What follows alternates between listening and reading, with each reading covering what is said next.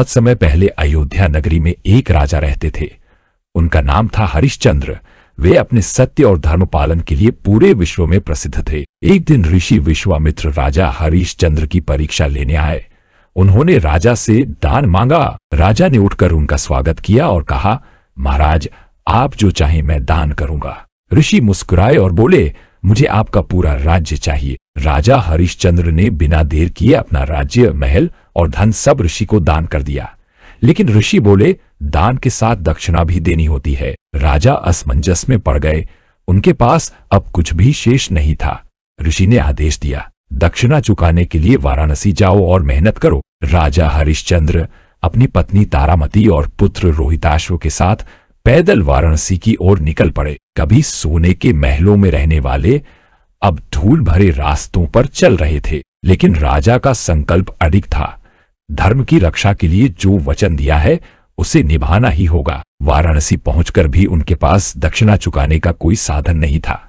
आखिरकार उन्होंने अपनी पत्नी और पुत्र को किसी ब्राह्मण को बेच दिया और स्वयं श्मशान में चांडाल का दास बन गए। अब वही राजा हरिश्चंद्र दिन रात शवों का दाह संस्कार कराने लगे। एक दिन दुखों का पहाड़ टूट पड़ा। उनका पुत्र रोहिताश्व सांप के काटने से मर गया। रानी तारामती रोती हुई पुत्र का शव गोद में लेकर श्मशान पहुंची। तारामती ने कहा, स्वामी, हमारे पुत्र का दाह संस्कार कीजिए। लेकिन राजा ने आंसू रोकते हुए कहा, श्मशान का नियम है कि बिना शुल्क के दाह संस्कार नहीं होगा।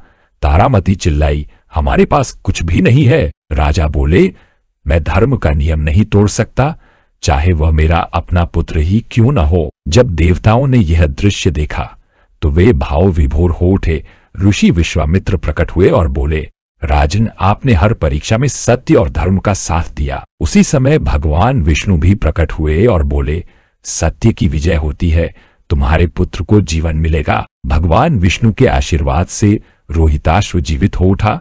राजा हरिश्चंद्र का राज्य और वैभव भी लौटा दिया गया। उस दिन से हरिश्चंद्र संसार में सत्य और धर्म के प्रतीक बन गए। यह कहानी हमें सिखाती है कि सत्य और धर्म की शक्ति सबसे महान है। कितनी भी कठिनाइयां क्यों न आए, जो व्यक्ति धर्म और सत्य का पालन करता है उसकी अंततः विजय होती है।